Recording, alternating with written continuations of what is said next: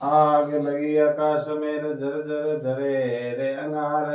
संत नहीं होते जगत में तो जल जा तो संसार। यानी संत महापुरुषों से ही इस धरती पर सात्विकता, सद्विचार और अच्छी बातें आई है। और संतों के बारे में कहा है, तरवर सरोवर संत जन चौथा वर्षे में परमारथ के कारण चारों धारी दे। तरवर, तरवर यानी वृक्ष अपना शरीर है परमार्थ के कारण लगाते हैं, फल भी देते हैं, छाया देते हैं, लकड़ी देते हैं। इसी प्रकार तरवर सरोवर, और सरोवर यानी तालाब भी दूसरों की भलाई में काम आते हैं। उसी प्रकार से तरवर सरोवर संत जन चौथा वर्षे में, संत और मैं भी उपकार का ही काम करते हैं। तो हमारे राजस्थान में अच्छे अच्छे संत हुए और उन्होंने हमारे लोगों में फैली हुई कुरीतियों को दूर किया, बाह्य आडंबरों को दूर किया। उसी प्रकार से आज हम पढ़ेंगे संत पिंपा जी महाराज। और पिंपा जी का जन्म 1425 ईस्वी गागरोन दुर्ग में हुआ, और वो गागरोन दुर्ग है झालावाड़ में। और जन्म हुआ चैत्र शुदी पूर्णिमा को। और पिंपा जी के पिताजी का नाम कड़वाराव खिंची, जो राजपूत जाति से बिलोंग रखते हैं, और माता जी थी लक्ष्मीवती। और पिंपा जी का शुरुआती नाम प्रताप सिंह था। और पिंपा जी की शादी सीता के साथ में हुई, जो टोडा राय सिंह टोंक की थी। अब क्या होता है, पिंपा जी एक क्षत्रिय राजपूत थे और वो राजा भी रहे।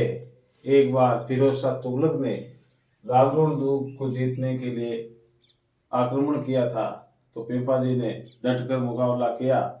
और उस गागरोन युद्ध में, अब युद्ध में क्या होता है, दोषी और निर्दोषी सारे मर जाते हैं।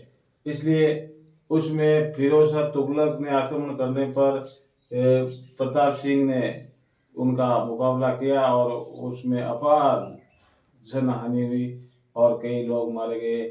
और विवश दृश्य देखकर पिपा जी के मन में ग्लानि हुई। और उसके बाद में एक दिन पिपा जी शिकार के लिए निकले थे, तो वो गर्भवती हिरणी का शिकार करके लाए। जब घर ला करके हिरणी का पेट चीरा तो उसमें जीवित बच्चा निकला। इस प्रकार की दो घटनाओं को देखकर पिंपा जी का दिल है वो त्रिवित हो गया, और उन्होंने कहा इस संसार में कुछ नहीं है और किसी संत का शरणा लेना चाहिए। तो प्रताप सिंह जी है, वो काशी जी में जाकर के प्रसिद्ध गुरु रामानंद जी की शरण में गए। रामानंद जी ने कहा, भाई प्रताप सिंह तू राजा है और तुम भक्ति करने योग्य नहीं है, तो संत महापुरुष होते हैं वो पहले शिष्य की परीक्षा लेते हैं। तो रामानंद जी ने कहा, प्रताप सिंह जा कुएं में गिर जा। तो प्रताप सिंह जी को भक्ति का चाव था और भक्ति में लगने के कारण उन्होंने गुरु जी का काम माना, और जैसे ही वो कुएं में कूदने लगे तो रामानंद जी ने उसके पीछे से हाथ पकड़ा और बचा लिया। कहा, भाई कृपा राम इधर आओ, अब आप ऐसा करो, तुम अगर भक्ति करना चाहता हो तो भक्ति रूपी रस पी और दूसरों को भी पा।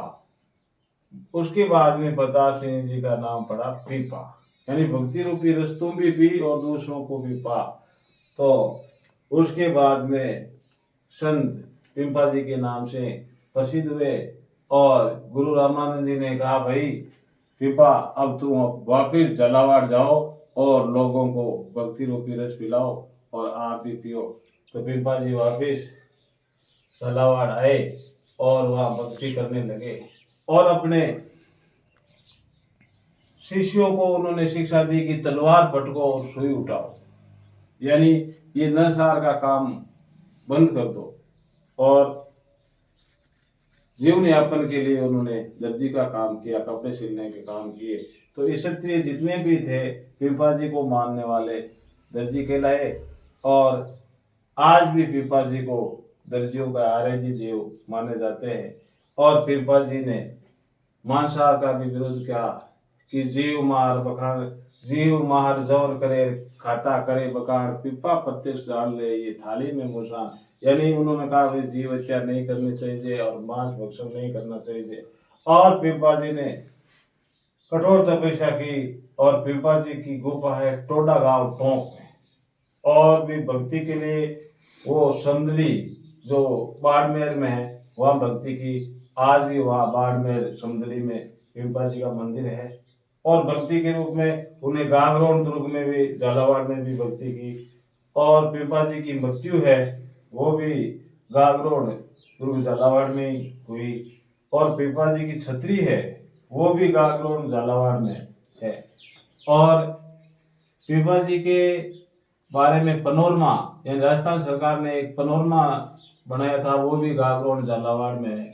तो पिपा जी महाराज एक दयालु और निर्गुण भक्ति के संत हुए और उन्हें राजस्थान में भक्ति का प्रचार किया। और पिपा जी के बाद में धन्ना भगत जी के बारे में भी पढ़ेंगे। और पिपा जी की तरह ही धन्ना जी भगत हुए और उनका जन्म हुआ 1415 ईस्वी में। और धोन गांव है वो टोंक जिले में। पिपा जी का जन्म 1415 ईस्वी, धोन गांव, टोंक जिले में। पिताजी का नाम है पन्ना जाट। धन्ना जी के पिताजी का नाम पन्ना जाट, माता रेवा। और बचपन से ही वो भक्ति भाव में लीन रहते थे कि वे भूत को पग पालने छानो रहे बोली।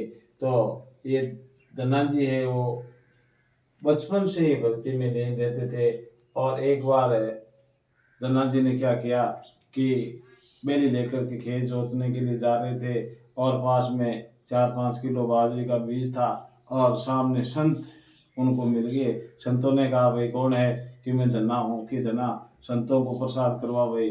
तो धन्ना जी ने कहा कि संतों आओ बैठो और प्रसाद करो। तो वो बाजरे का बीज था, उन्होंने बाकलियाँ बना करके संतों को जिम्मा दिया। अब धन्ना जी खेत बोने के लिए भी जाते हैं तो संतों ने कहा भाई धन्ना अब जो बाजरा था उन्होंने तू मेरे हमको जिम्मा दिया, तो अब तू क्या भेजेगा। तो कहा भाई संतों आपकी सेवा ही परम सर्वोपरि है, आप जो कहोगे वैसे ही करेंगे। तो संतों ने उसको तुम्बों का बीज दिए कि धन्ना ये खेतों में बीज देना। तो धन्ना भगत ने खेतों में जाकर के सारे तुम्बे बीज दिए। जब तुम्बों की बेलें हुई तो किसी ने देखा और कहा भाई ये तो धन्ना तो ने वो सारे तुम्बे बीज दिए। तब जाकर के राजा से शिकायत की कि राजा साहब आपके गांव में तो एक धन्ना नाम का भगत है, उन्होंने खेतों में तुम्बे बोए हैं।